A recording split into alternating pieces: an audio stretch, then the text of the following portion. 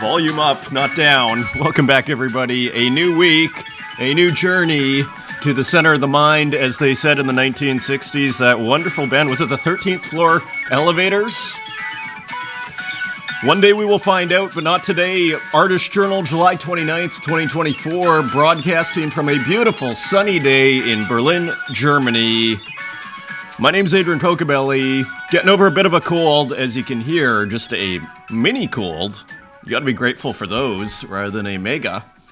Eyes a little bloodshot on the left there. So just so you know, in case questions arise. So, let's see if we can make this a shorter show. I am optimistic as ever. Martin Bruce, we saw the preview of this work. This is the finished work, and I hope you can see it. If you look closely, you can see a bit of a glitch, right? You can see, we saw, I think, the still, a preview, and, of course, a GIF made up of, this one, if I had to guess, maybe 25 frames, vaguely, that are all in sequence, making a kind of movie of sorts, but it's its own format, GIF. Some people pronounce it GIF, I pronounce it GIF. It is a bit of an ongoing internet debate. For our internet show, we have to touch on it. So, all to say, here is Martin Bruce. We look at almost everything Martin puts out, actually, and I was slow to appreciate Martin's work, admittedly. When I first saw it, I thought it was look at it. It's so and I would argue, and we're actually going to come to this a little later in the show, it's so unique that it's a bit of an acquired taste, but once you see it, you can't unsee the thinking process, but just as we had him on the space, it's hard to put into words what he's actually doing, other than, as I was calling it, I think in a previous episode, this is visual thinking. He thinks with his eyes. To me, that is the key to understanding Martin Bruce's work. It's intuitive, as came up in the space after 45 minutes of us trying to, punch our way through, so to speak, metaphorically, to what Martin is doing and making no progress. And finally the reason we can't put reason on what Martin's doing is because he's thinking with his eyes. He's thinking visually, and easier said than done. I mean, how often, if you've ever made an image, most people have, you're kind of thinking, okay, I'm going to do this, I'm going to do that. There's a lot of reasoning in my work. Even when there's unreason, you might say, or non-reason, or whatever you want to call it. So that's, I would argue, the key. And so he lets the eyes do the talking, so to speak, or he lets the image, is another way of putting it, do the talking. And, you just look at the subject matter. Just for example, if we very quickly here try and understand, just describe this piece for someone who can't see it. Could you do it? Right? I mean, there's a candle, I think he calls it a candelabra, right? A couple of candles, almost like a Gerhard Richter work, but in color. You remember the candles? Okay. I'd say almost a light. I wonder if Martin is doing a very, very light reference here to Gerhard Richter. I don't know. I could be completely accidental. So what else? And then we have, a bit of a kitchen table with a background green, and then, and there's kind of like this cat porcelain statue, and it's kind of fuzzy, and it's kind of snowy, and we haven't even got to whatever the heck this thing is, or what is on the bottom right. We're almost back to this idea, which we saw with Yuri J., which actually we're going to see an update on. Can you make a Yuri J? Can AI make a Yuri J if Yuri J didn't exist? We're kind of back to that here as well. Could AI make a Martin Bruce if Martin Bruce didn't exist? And to me, that kind of it shows the limits of AI and really what artists still have to offer. It's not over for artists by any stretch, and it's not even close, one could argue. when you're, can AI visually think like this? I'm sure it can, but maybe not like this far. Maybe not this intuitively. Hard to say, but I kind of doubt it, actually. Because, I mean, again, what are we seeing in the bottom right corner here?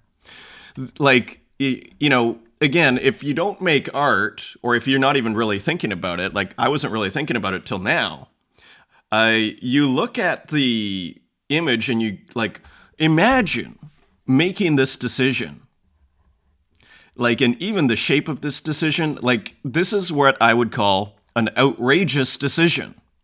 Who would ever keep that in their work? And that is part of the magistry of Martin Bruce's work, I would argue.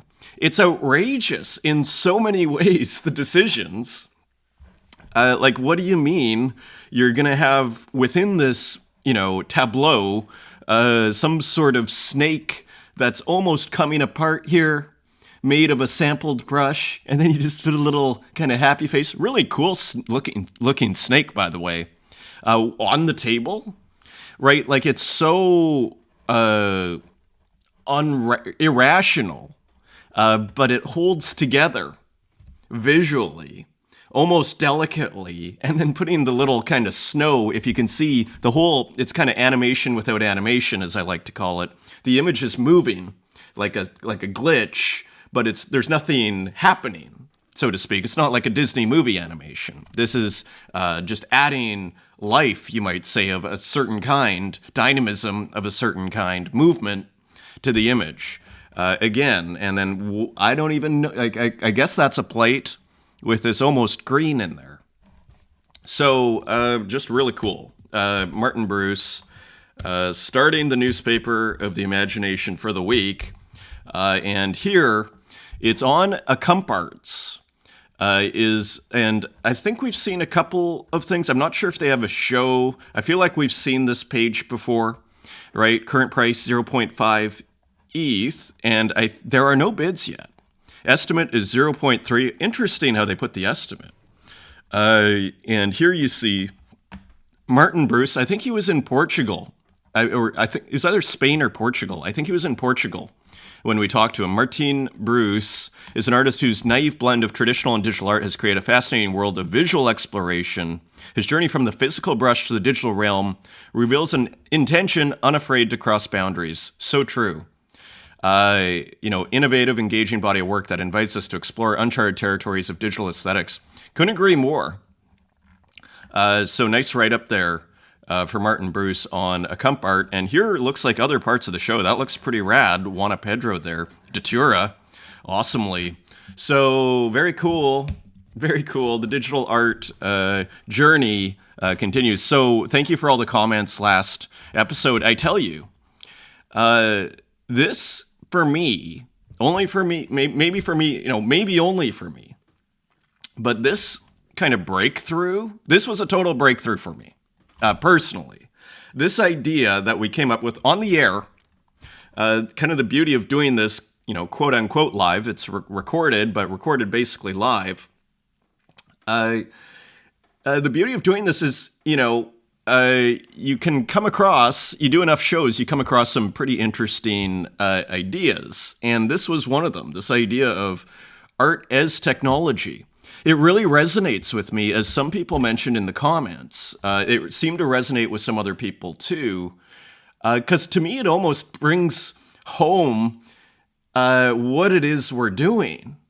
And what was it's like we're image making, technologists, like we're inventors of a kind of what you could define as a technology that makes images, a process. And, what is an artist? Someone with a process. Look at anybody in the museum.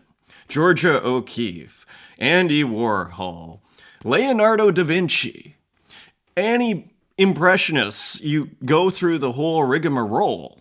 What makes an artist an artist? And I'd argue what makes an artist is they have a process, and it's probably unique to them. That's why they're famous. That's why they're in the museum. They brought this novel image-making technology to the fore. It works in various context. You can do portraits with this technology. You can do landscapes with this technology. You can do all sorts of things with this technology. And the fact, the most obvious thing sitting right in front of our eyes, I would argue, is that the word techne means art, and it's like, so again, like it's, of course, that is what we're doing.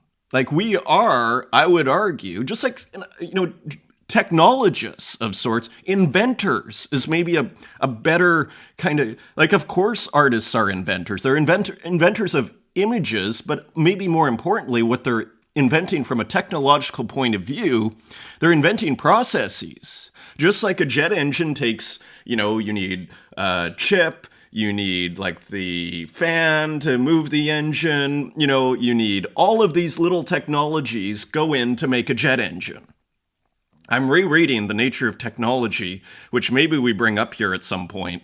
But all to say, to me, this is a complete breakthrough. It's totally brought clarity. Let's see how we're doing in 2 weeks, and maybe let's see if there's any response to that. That's kind of like, well, actually, not so much, Adrian.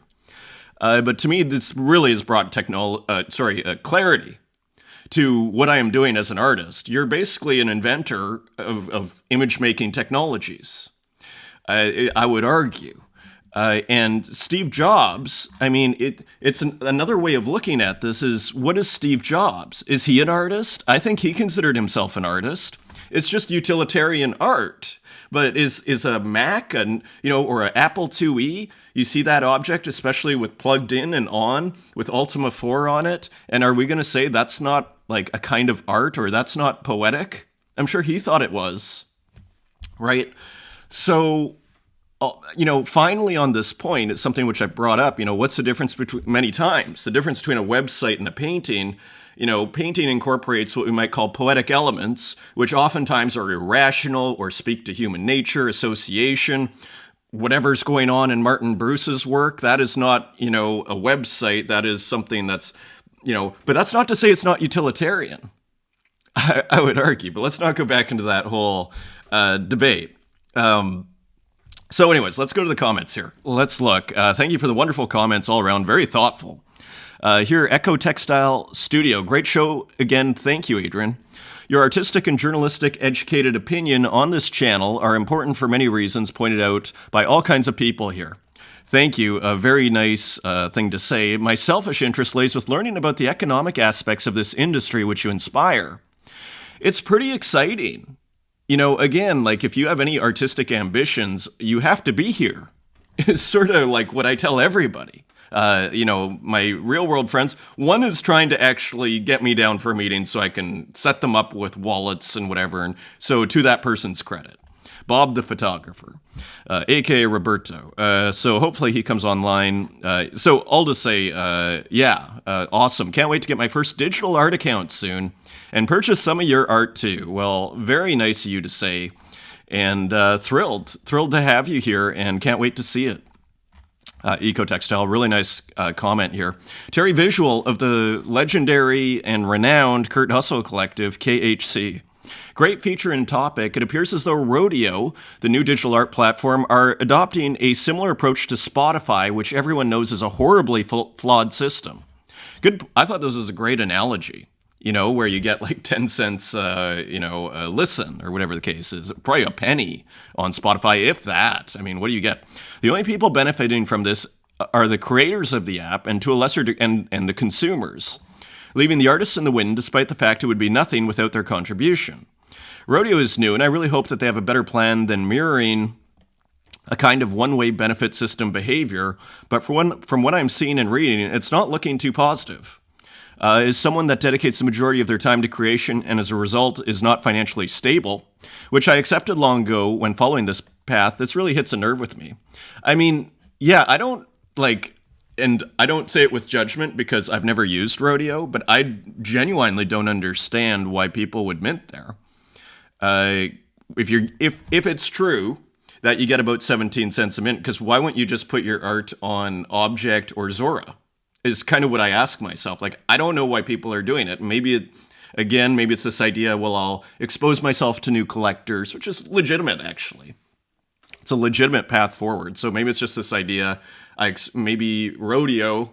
I don't even know, like I find the name a little odd, to be honest. So anyway, not to be too hard on rodeo, but but I'm not like, I don't understand why people mint there.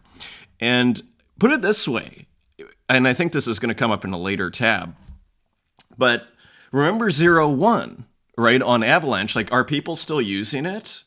Not very much. Like, there's this big movement, and it's like, it's all about trading and and then so people trade art, all fine and good. But ultimately, as I keep saying here, the mantra, the beating heart of this scene is the fact that it's a free market and people get paid for their art. That is why that's why it works. I would argue, as, why is Echo Textile Studio? For the interest lays with the economic aspects, of course. Who doesn't want to make money from their art? So, totally, I thought that was a great analogy. Terry Visual, it's super awesome to hear from you. I have so much more to say on this topic, but I'll hold out here. Awesome. Great show as always, a nice one for the feature on the last video. Just huge fans of these guys. It's awesome. Okay, let's continue. What is the full name of the artist Santiago? I didn't know. It speaks to, like, I was thinking to myself, like, it's almost 80 or 90% anonymous accounts. And I don't know if Santiago is an anonymous account. Maybe he just doesn't put his last name, right? I don't put my first name in my account. I think most people that watch the show, I announce it here every time I start the show. But where you can find his work is on object.com. Also, you know where I would go? I would go to X and go to Santiago's account, but I believe it's Niemarks, kind of like the famous soccer player. Let me just actually see if I can bring up Santiago's account here at Maybe if I put Santiago. Here we go. This is the account. NEYMRQZ. And then from here, you'll get the super rare, and you should also, if you go to the link, here you go. Go to the link tree. You get the object, the Zora. So yeah, if you like Santiago's work, that's how you get there. I'd go to X or put a search on object. Let's continue here. My first thought was this was edgy is a wild thing to say if you've ever been to any gallery art space. So referring to Santiago's work here again that we started to, I believe this is the work that is being referred to. My first thought, so this is Dame Aziz, if I'm pronouncing that right. My first thought was this is edgy is a wild thing to say if you've ever been to any gallery, art space, collage, college, all of the above. Because while Santiago's work is nice, it really isn't pushing any artistic boundaries that I haven't seen explored for the past quarter century at least. I always appreciate people talking about art and love that it feels meaningful to you to discuss it, but I can't help but feel you could push your own discussions of your work, of the work you are looking at. So this is a journal, by the way, so these are just passing thoughts. I'm not trying to do some, be-all, end-all analysis on the works. In a sense, kind of as I always say here, even regarding to philosophy, I always start with the work. And does the work, so to speak? Does the piece work on a reptilian level on my brain? Does it do whatever that thing is? I usually know within half a second, maybe faster. So I don't know why certain works, and then I begin from there, and then I discuss and whatever. But to the point of, but I am not about. I talk about what I want to talk about in a sense, as far as the work. I almost think I talk too much about it. I don't think there's much to say. Is actually what I would also say. I say there's the way it's being made, a little bit of historical context. What's it similar to? Other artists in the scene and in previous times. And I don't think there's really, like, when people put out like a 3 or 4 or 10 page document on a painting, like, are you reading that? I'm not reading that. And I actually think it's maybe not that necessary. It's about the work. It's not about the writing or the speech associated with the work. I would argue. I'm just kind of pointing it out on, isn't this cool? Isn't that cool? So let's continue here. For example, the article you brought up that you said was part of the tradition of Santiago's work was an article discussing indigenous work and the actual tradition around its creation that draws from centuries of other indigenous artists and how they relate to the abstract movement. And I did point that out, that it was indigenous work. So that's not news. All I was saying was, look at the similarity here. Isn't it kind of funny? I came across it. I said, oh, interesting. Similarity. To me, it's important. And it feels weird to ignore the major element when comparing two works together. Let me just see if I missed something here. And so was discussing indigenous work and the actual tradition around its creation that draws from centuries of other indigenous artists and how they relate to the abstract movement. And it feels weird to ignore that major element when comparing two works together. I guess what I am saying is that your discussions feel like a very shallow reading of the work, and, quote, they are both abstract art, and, quote, is like saying they both have red in them. Yeah, I think that's unfair, to be honest. Again, I'm not forcing anybody to watch this either. I'm just sharing similarities here. This is a journal. And, and frankly, this beginning passage here, where are your examples? I don't agree with any of this. You say this is a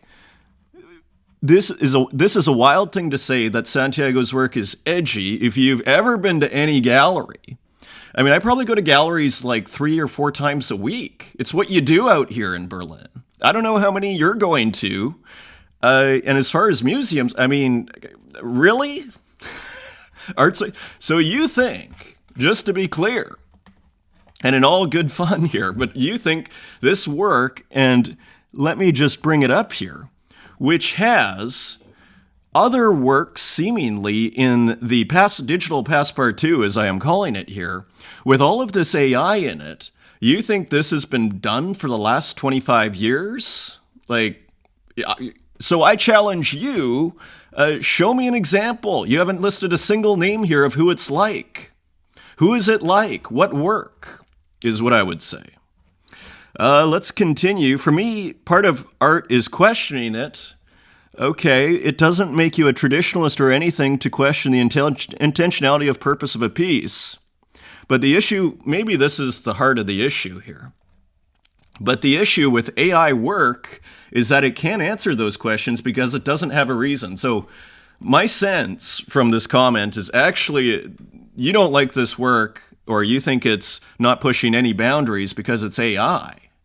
Whereas, that doesn't seem, this is the new technology, I would argue. It would be, so therefore for you to ignore AI,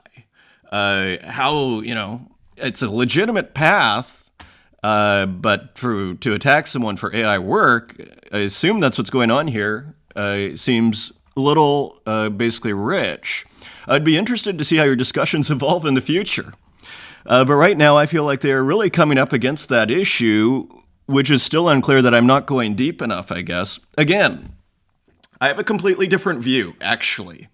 I'm not the kind of person that wants to read 3 pages or hear half an hour about an artwork. I think it's inappropriate. It's to quote Hegel there, it's it's about the art. It's not about what someone, half the time, if not 80 or 90% of the time you read art criticism, it's about kind of making that person sound smart.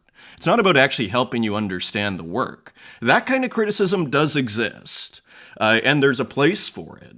I'm not a critic. Okay, I'm an artist talking about art and saying, wow, check this out. This is a journal. Okay?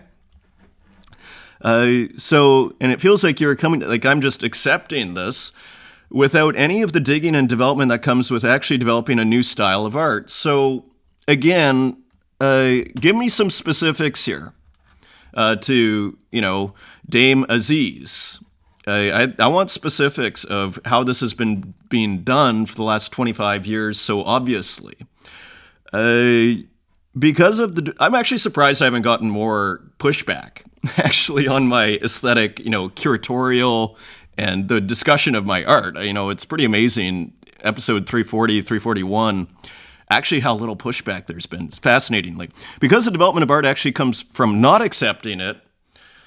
I mean, again, massive generalization here. It's a combination. Let's hear what the person says, and I'll continue. From saying essentially, the way it has always been made is stupid and I can do something else. Like, this is how art develops. And, I mean, this is a massive overgeneralization.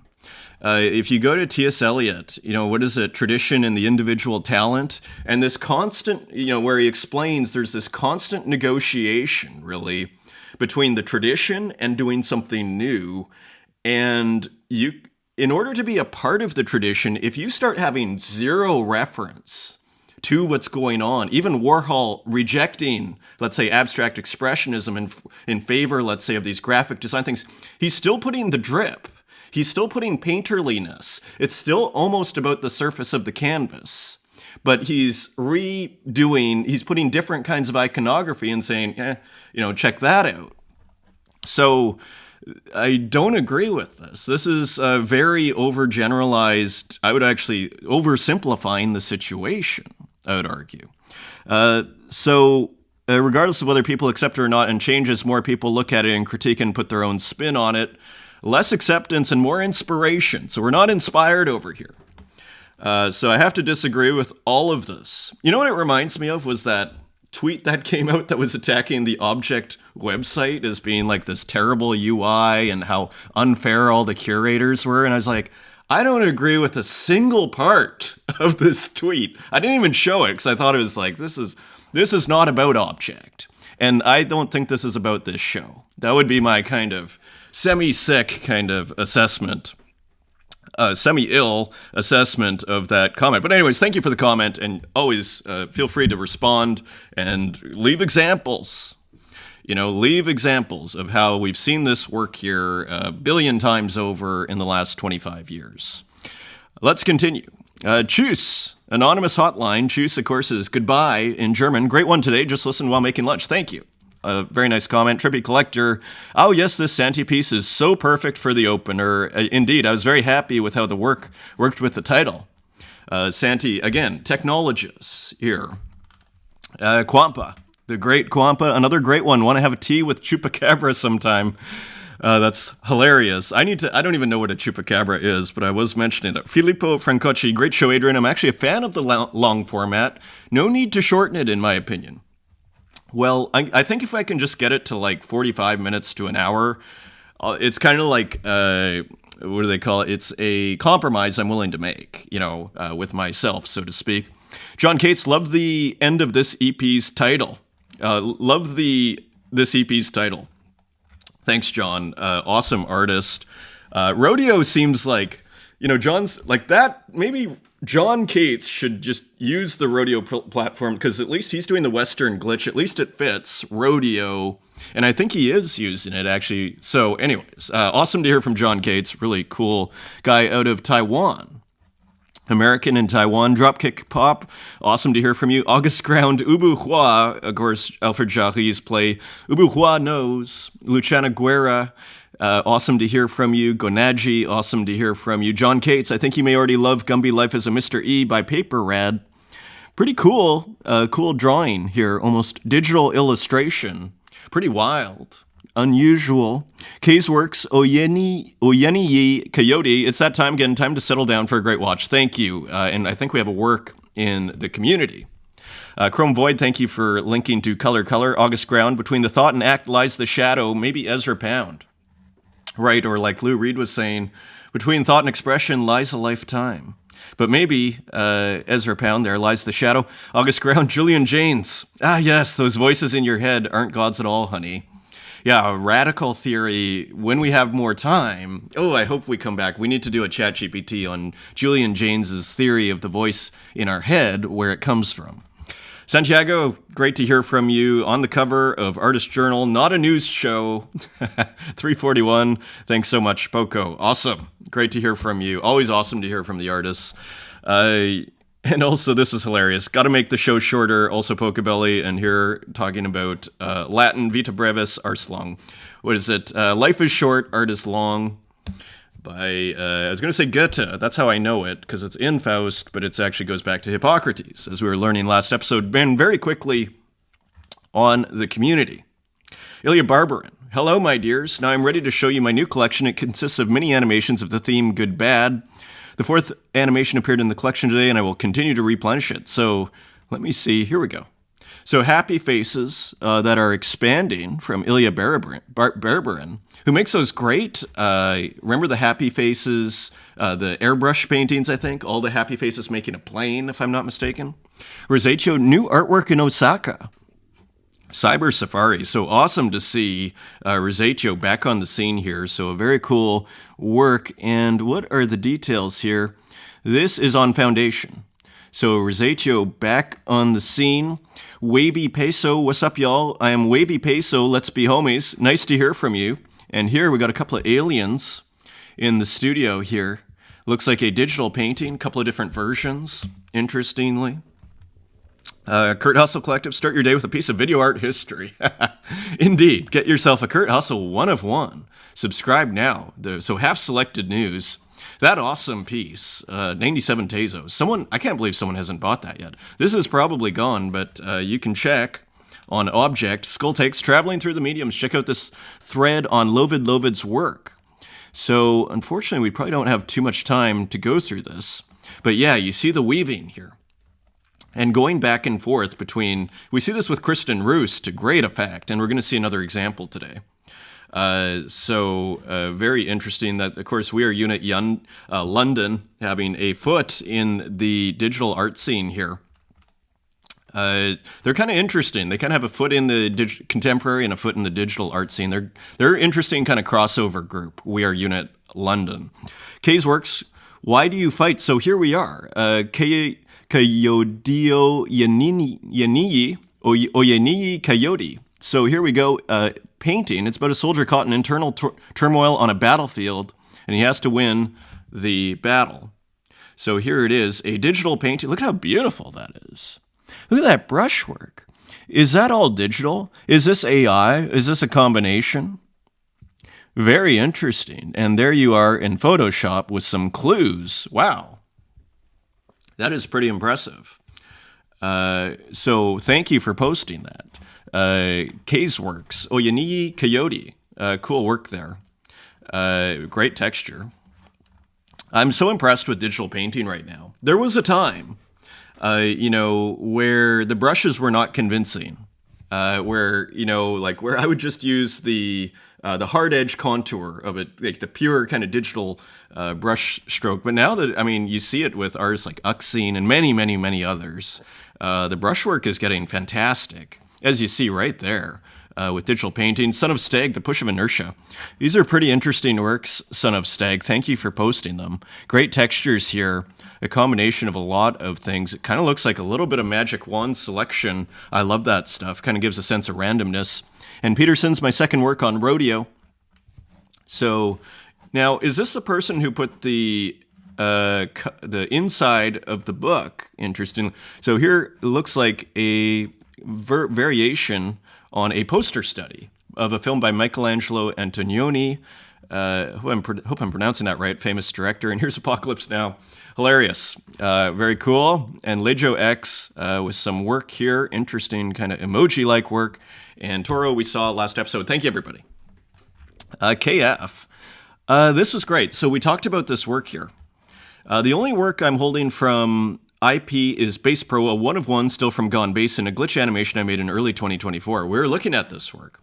Pocobelli recently mentioned in his artist journal as verging on abstract art. I see it as verging on pixel art impressionism. But why not both? Very interesting. You could argue, the step towards abstraction in, say, abstract expressionism, those first steps, even expressionism to a certain degree, were in impressionism. So, as you say, kind of same difference.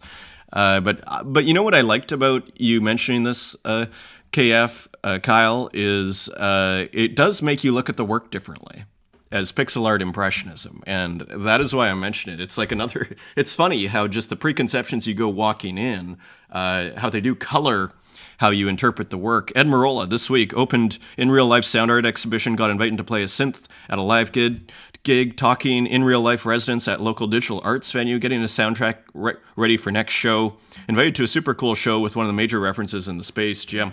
So life of an artist when things are going well. So that's great to hear. And Haiti Rocket, the great. I mean, again, I started collecting, there was Rada, the pixel art got me to Object and to Tezos. It was Rada's work. Actually, I think I'd minted a little bit before. Someone had actually convinced me that it was a good idea. God, that frozen image there. But it was actually and I'd been there for a little bit, and it was actually the work of Haiti Rocket that actually convinced me to start collecting and to actually, in a sense, take the work seriously on Tezos in a bigger way. So let's see what Haiti Rocket has to say. GM, I've been creating on Tezos since April 2021. F all the so-called curators who haven't invited me to a single Tezos event in the last 3 years. Now, I don't know if that means he hasn't been invited to a single event, but yeah, huge talent. And I would, say under-recognized talent. Haiti Rocket, really exciting artist, has been posting on, I think, Tumblr and, Giphy and everything, has like over 1 billion views on Giphy. I mean, he's a major artist, if you ask me. So I just thought I would highlight that a little bit. Let's continue. Why Sigma Toad? Marketplaces are changing their business models to become social media platforms. I'm not sure how that will work in the future, considering the infancy and niche nature of this industry. Now, what's kind of interesting about this, they're changing their business model to become social media platforms. I call Object, which I consider probably the best website in the space.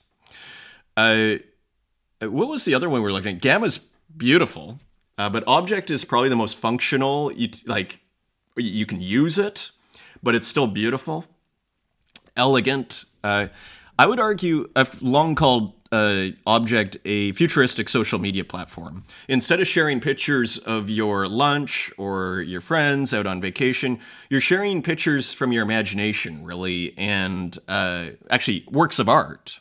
It's basically a work of art sharing platform. Like, it's got the same structure. It's got the red notifications brilliantly. So I would argue that is why Object works and it already is a social media network. You follow people, right? I'm not sure how that will work in the future, considering the infancy and niche nature of this industry. I think it already exists, and you do see like Zora move towards becoming more social media platform, which I think actually makes perfect sense, right? And of course, we see Rodeo. We've seen, so I think even Foundation, you could argue, is like a social. You follow people, you can comment, right? I don't know if you can do it on Foundation, but most places you can comment, right? So I think this is actually it's kind of already happened and is already, it's part of the evolution.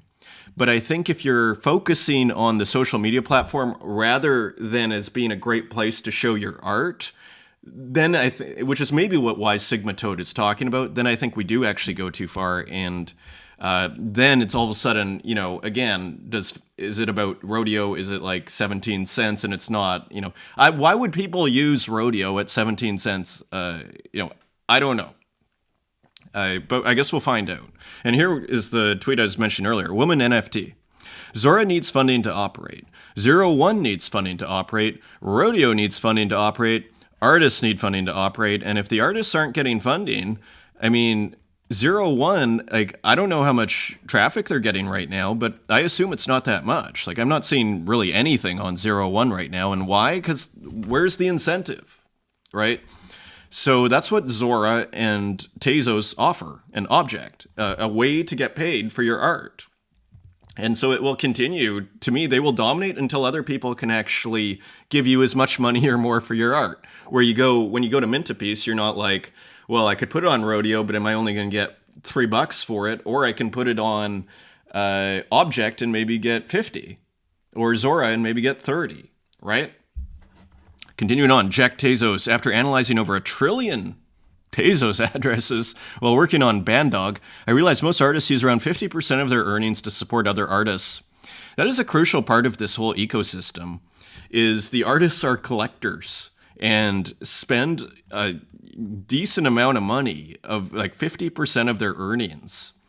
It kind of keeps the world going around. Like if you didn't have that, we would be in a different situation, in my opinion. So really interesting. Okay, Blaine, it took approximately 2 weeks in 2021 for people to notice the very first window and buy it for 5 Tezos. And now a 1 of 25 edition is selling for 5,575 Tezos. I think this went to Vincent van Gogh, who is kind of, I would argue, single-handedly turning this into a bull market for Tezos art, if it did in fact go to Vincent van Gogh. I am saying that as food for thought on the narrative that you have to sell out immediately. Exactly. It took 2 weeks to sell out these works. And here you are, only 3 years later, selling at 1,000x, right? 1,000x, 1,100x. So let's just see, Vincent van Gogh. Congratulations. So kind of an iconic work, really, these windows on Tezos. So interesting there. Trill, if I wasn't so illiquid, I would not hesitate to market buy that listed window still life 001 for $4,500. Honestly ridiculous for such a proper relic. So people are getting bullish on Tezos Grails, even though I own one already. Those are pretty much the Nakamoto Rare Pepe of Tezos NFTs. So a grail of sorts of Tezos NFTs. It's kind of interesting. You know, as potentially, as ETH collectors come onto Tezos, I think, and I don't know if this is an ETH collector, but are they going to bring the same, they'll probably bring the same mindset, which is earlier is better. There's a certain kind of collecting mindset that occurred on ETH, which I don't actually think has worked well, interestingly, for a lot of ETH collectors. So it's going to be interesting to see, I think, like, because, you know, early grails, of course, that has a kind of historical, if Tezos becomes a historical, I'd actually argue it already is a historical thing. Okay, then you have an early grail. Okay, sure. You know, so let's continue. Another huge sale, Object Sales Bot. Tezos, so I guess it's like a PFP project. Sold for 8,000 Tezos, $6,183. Again, you get the sense that ETH collectors are coming online here. Tezards. So just a Tezard, edition of 1. This sold. So interesting activity on Tezos here. It continues to be very interesting. Will there be a Tezos summer? Santiago, when art ascends from everyday images, sounds, and things to history, a qualitative change occurs. That is an excellent point.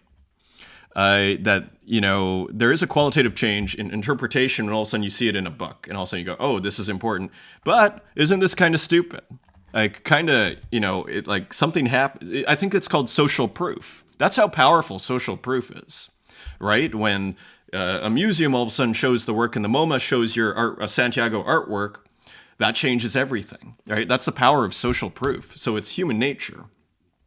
Kalo, I'm not really a big Seth Godin person, but I thought it illustrated our technology debate discussion, art and technology discussion. If you're willing to do something that might not work, you're closer to being an artist, and I'd say you're also closer to be just an inventor, right? To me, or a technologist, you know, or like a computer designer. I mean, I think Steve Jobs would consider himself an inventor. You know, that's what an artist is. So to me, it's just like kind of interesting what they share. I'd call it, you know, in a sense, again, as I was discussing earlier, artists as basically inventors of sorts, technologists of sorts, image-making technologists. OX Benji. I don't use my plotter enough, so today I tried to rectify that a little bit. The green Sharpie was darker than I expected, but heck, I still like the output. Also getting high on Sharpie fumes was an unexpected gift. So look at how beautiful this is. So back to, you know, art as technology. You know, you see how important it is here. You know, the technology that's involved here. So very interesting. Here's a couple of works by OX Benji. I think this is on rodeo.club. So other works, Pointillist 12. Very nice piece. I'm not sure if it's digital only or if it's also... here's another one. My in-real-life job has been all-consuming lately, leaving a little time for creative coding. So I think these are generative pieces, quite beautiful generative abstract art. Here's Kristen Roos, variation on a weaving design in progress. So this is weaving of digital art. So incredibly cool. Very nicely done. So I think this is a different one from the other one we looked at. Retro Tech USA. I think I need to reduce the news tabs here. At the start of the show, CRTs are dead and have been for a long time. There's no future production of the new ones on the horizon. The entire planet has forgotten the art of creating a good glass CRT. So these, just kind of celebrating these machines here. I think it was Kyle Flemmer who retweeted this. Aside from a handful of us brave souls out here trying to save these machines, there is no mainstream or large corporation contributing to saving the CRT. They're probably seen as unenvironmental, I imagine. It's sad to watch such an iconic and important piece of hardware disappear, but I'll press on, trying to save as many as I can while I can. They are beautiful. They are absolutely beautiful. And other physical digital work, here's Mirakit in Playa at Killscreen. Not sure where that is, curated by Brian Munja. So another awesome Mirakit work. And you can hear it a tiny bit there. I guess there's volume on that. I think we've seen that originally. Anyways, it looks awesome. I wonder if it had to get cropped for that TV, interestingly. Here's Element Lee, first-person phone, collage of digital print on canvas, size variable. Look at how creative this is. Turning the canvas upside down and then printing it out, kind of pixel art, let's call it, and then collaging it, and then even putting a bit of gesso there.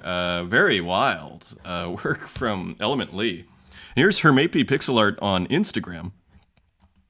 As you see here, this looks like a bingo card, doesn't it? Or something like that. Maybe this is one of those old computer cards. And then signed, though. It looks like it was made by Hermapi. Very interesting, whatever that is. And my oil painting of McDonald's, DC, signed print version. So we looked at this work, I believe, yesterday at the end of the show. And here it is, the signed print version. So very cool there. Here's Dan Control, also back in interesting display here, combining screens and printing. And here, eBoy Arts, Tokyo poster back in stock. So I believe eBoy Arts is a famous pixel art duo, if I'm not mistaken. So here, just pixel artists printing work out and framing. Very interesting. Bazaya, Don't Tell Me What Fashion Is by Bazaya.com. Hilarious. So all sorts of physical renditions here. And here's Jake Studios. I thought this was a very interesting post, which is taking a GIF and then dividing it into its different frames, and you see how each one is its own little art piece. Very interesting post here. Frames from Imba Weather. Also, Yuri J, AI getting better. So this looks like Yuri J probably combining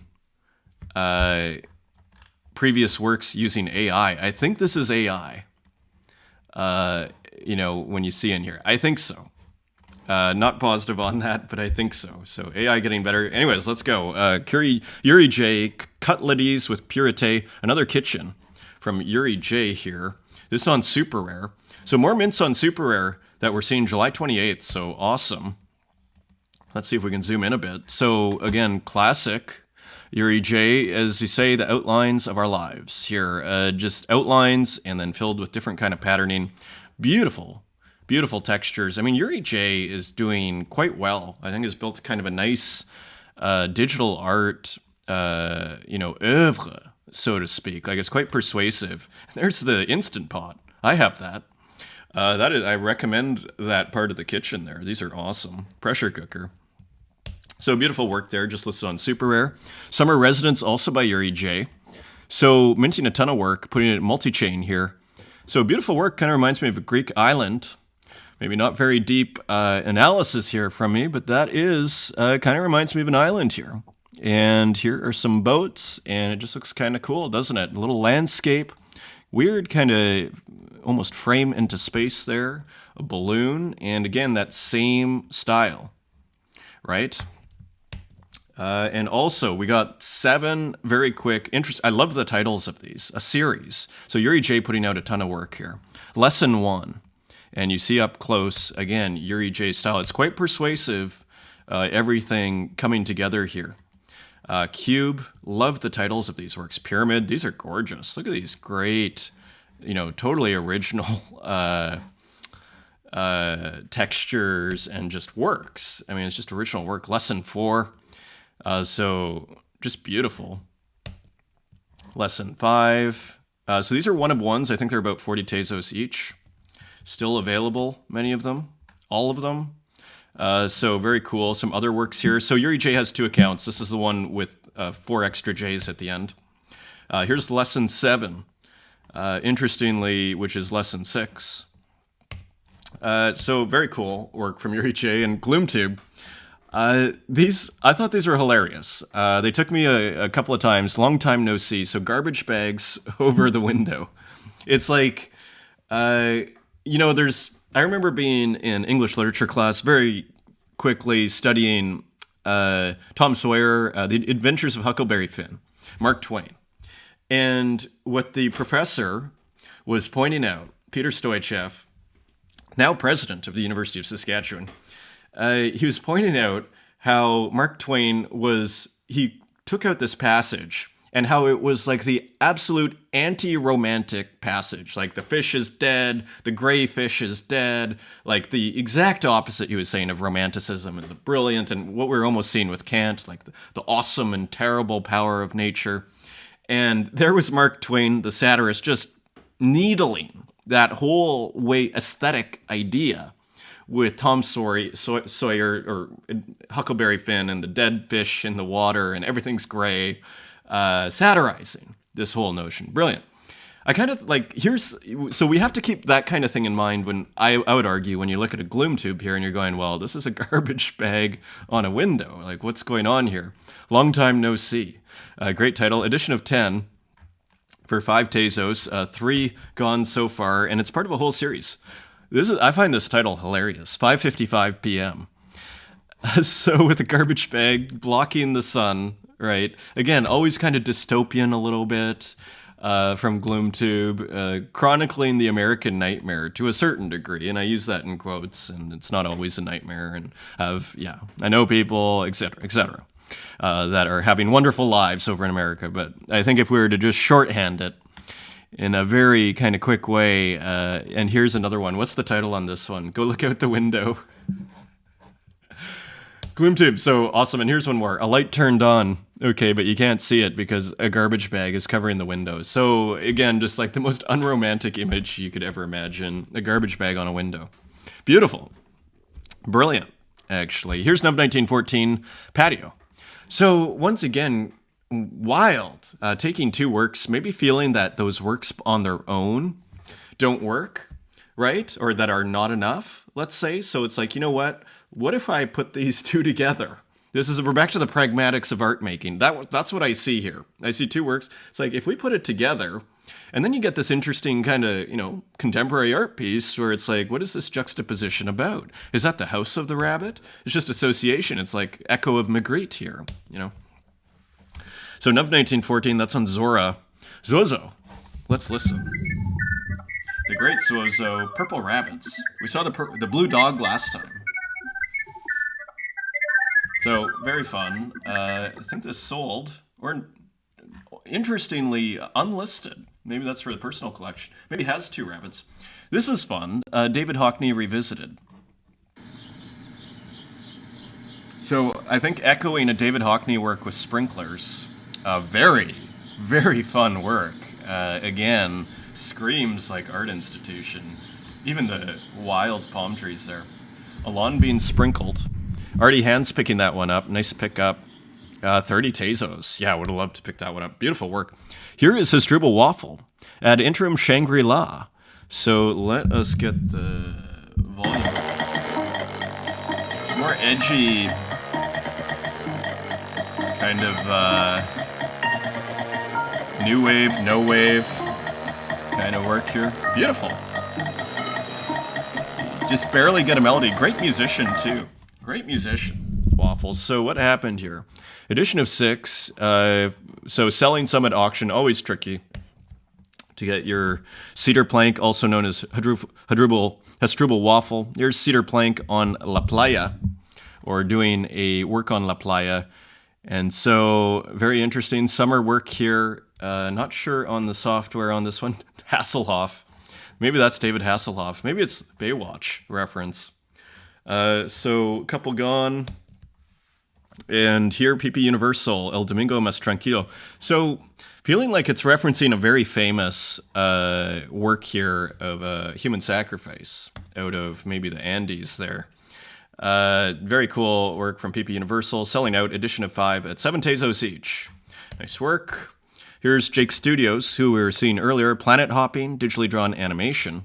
So another kind of more muted color work from Jake Studios here, super prolific artist, on the beach, once again. Here's a UFO, and kind of this associative drawing style. So this is 10 Tezos edition 5. And here is Element Lee, who we were looking at earlier with the canvas. And so some of the phone work, I assume, pixel art, Northern Courtyard, kind of a bigger work for Element Lee, 500 by 500 pixels. Here's another one. This is 256, more normal size for Element Lee. And interesting, kind of playing off of an earlier work, bright and dark methods to depict emptiness and isolation. Very interesting piece, beautiful work. And here's Haiti Rocket System Damage. Look at how awesome this is. Beautiful, awesome color, and everything. So using, I think, an Amiga software, edition of 3, and selling 2 at 77 Tezos. Very nice sales. For Haiti Rocket, let's see if this loads up something on Rodeo. Problem with Rodeo is if your internet goes down, all of the Rodeo pages don't load up. Or they have to reload up. It's almost like it's constantly streaming. So here, look at this. Braun, 108. So that starts to turn into money. So maybe it's not all bad. You know, if you start getting hundreds and thousands of sales, then, 17 cents makes sense. Again, so maybe it's not a bad idea, We'll just continue to see what we see. No System for Art. So very cool title from Santiago, who I believe has written poetry. And here, kind of a different style. Again, I haven't seen works like this in the gallery for the last 25 years, as our commenter was suggesting. So again, this kind of AI collage style, very wild work here. Edition of 25 for 25 Tezos, and they're selling, at 15 Tezos. Vincent Van Gogh picking one up, Magician, James Bloom, actually selling out at 7 Tezos, I think, at the start, and then selling on secondary. So Santiago doing quite well there. Trails that bifurcate through parallel worlds. This is Gons. So Gons here. This is on Zora.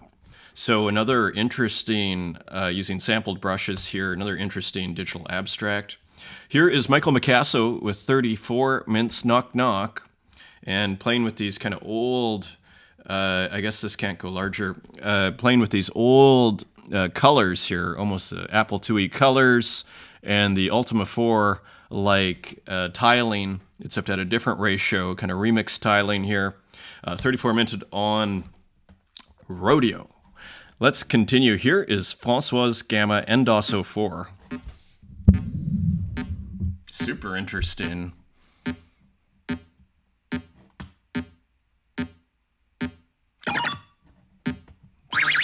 Totally reminds you of old computer games. Endosso 4.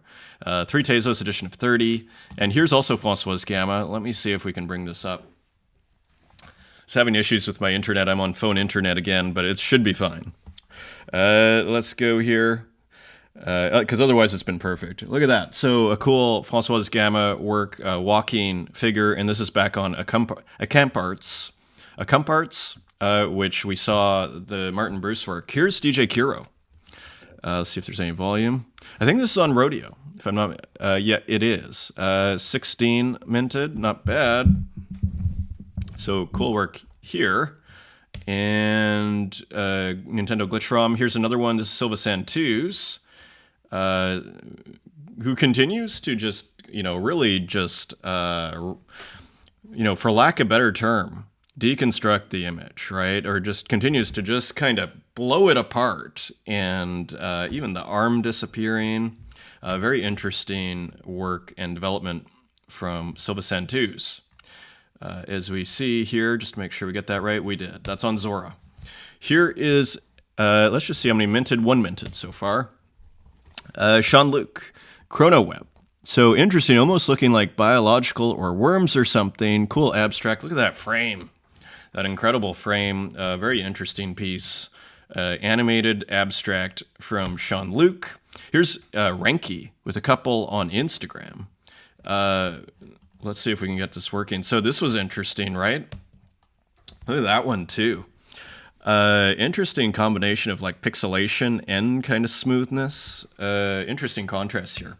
Continues to be super interesting from Renki. Here's Kareem Safa. Earth. A digital animation inspired by 7 layers of our planet. So kind of mixing science. Very cool. And pixel art. Very, very cool. And how much is this? 20 Tezos edition of 20. And there are 4 left. Get it while you can. Here's Neurocolor. Interesting piece. And quite a few views here. 15,000 views. And almost looking like bees or something in a beehive. Who knows? I'm not sure.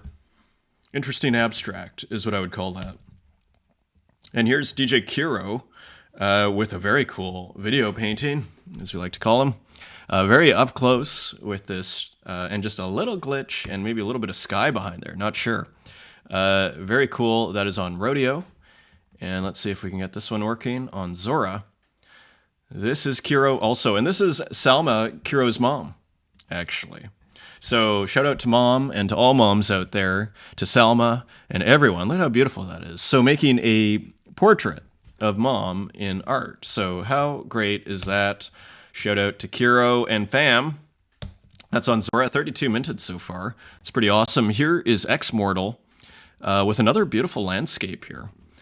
Beautiful sunset, as you see here. Video glitch, analog video glitch. Artie Hans picking that up for 96 Tezos. Nice sale. Here is a beautiful one by Klaus, which was just released, keeping it at 21 Tezos. Composition 249. Beautiful. Beautiful, beautiful.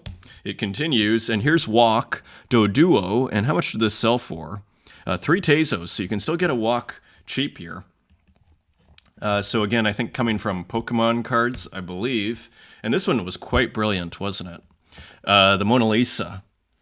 This is brilliant. Digital artwork from Walk. I'm not sure if this was minted anywhere. Just brilliant, because that is almost the modern day version of the Mona Lisa. This is also interesting. This is by Olga F2727. I thought just from a... You could totally imagine this in a museum, is part of the abstract expressionism or something. It almost has a bit of a 1960s feel. It's algorithm-based art, as far as I understand, generative. Here's RJ, I believe, doing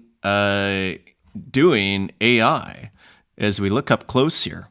And I think just keeping to these almost 1,000 by 1,000 pixel, I think, renders. So putting out some AI. Edition of 1 for 15 Tezos. Cool pools. Here's some more pools. Blue Water. Selling this one. And as you see, again, looking very AI-esque, isn't it? So interesting pieces from RJ. Beautiful work here by Mikey Wilson. Come On in My Kitchen Blues. So very interesting work of almost desaturated window here with color. The suit, again, kind of color in the background and in the foreground. The figure, not as much color. Nice contrast, all to say. And even the fruit on the table. Let's see if we... Wow! Look at how enormous this file is. Look at this. So we are dealing with AI art. Look at how huge this is. That is wild. Robert Johnson, Come On in My Kitchen. Come on in my kitchen. 7 Tezos edition of 10, and selling 6 so far. So nice work. Here's Lily Illo, and I think this may be an older work. Interesting echo of the head here. Of course, we just had Lily Illo on last week. We're gonna have Runtune on this week talking about the show they did in Omaha, Nebraska. Here's Zach, one of the main people at Zora, Vox 2024, photography, novel AI checkpoint, diffusion outputs, and exhibited with Kismet Kaza at Knox Gallery in Tokyo. So interesting AI artwork here from Zach at Zora, Packet Switch Network, Canik Zapata. And this is an edition of 1. Very interesting, using a couple of outputs. Stable diffusion output made with prompting changes, Laura. Not sure what that is. Very interesting. No hygiene. It's another edgy work here, abstract of sorts. And here's Sum de la Creme with a whole new series here, new collection, The Shared Human Experience, Facial Expressions. And I think these are AI, but actually I'm not sure. I thought they were, but maybe they're not. I'm not sure. I mean, Sum's done a lot of work with AI. And, oh yeah, artificial intelligence and digital art techniques. So it's actually both. That's why it was hard to tell. So cool series here from Sum. Cool concept too. And as we go into the physicals, here is Walk Again. Tons of work by Walk here today. And just this Daffy Duck, his interpretation of all of these characters is totally awesome. Like, remember kind of the Christopher Wool-like series here, like, no line break there. Very cool. That's on Foundation. Here's Bondoso Bandito. And very interesting composition here. From Hermes. Again, just black and white. The outrageous decisions, Francesco Vanoli. This is It's Not a Gallery. So more interesting, what looks like airbrush work. Of course, Martin Bruce also experimenting with airbrush recently. Ben Steyer, acrylic paint on paper, calligraphy pens and ink on paper. Just a good-looking piece here. Interesting design. Maria Lundstrom, Studio Saturday, acrylic on paper with what might be a textile floral pattern. So she's not even sure what it is, but it looks pretty cool. A nice looking piece. C3, Pepe.WTF is now available at Art of the Millennium, and I thought, wow, this is pretty nicely painted, isn't it? Looks like a Pepe repeated here. I thought quite a nice piece. Nicely done, 90 by 120 centimeters. And continuing on, Luciana Guerra. And so just some recent works here by Luciana, which look pretty great. Physical works, of course, abstracts, mostly abstract. And we'll see if this loads up. Rune Christensen. This was interesting. A fun time making the 6x5 meter floral mural alongside great friends and favorite people. So interesting. Big mural here. Not sure where this is. Kind of looks like a beach or something. So huge work. And that's your show, everyone. Thanks for joining me, and thanks again for all the support. Until next time, take care.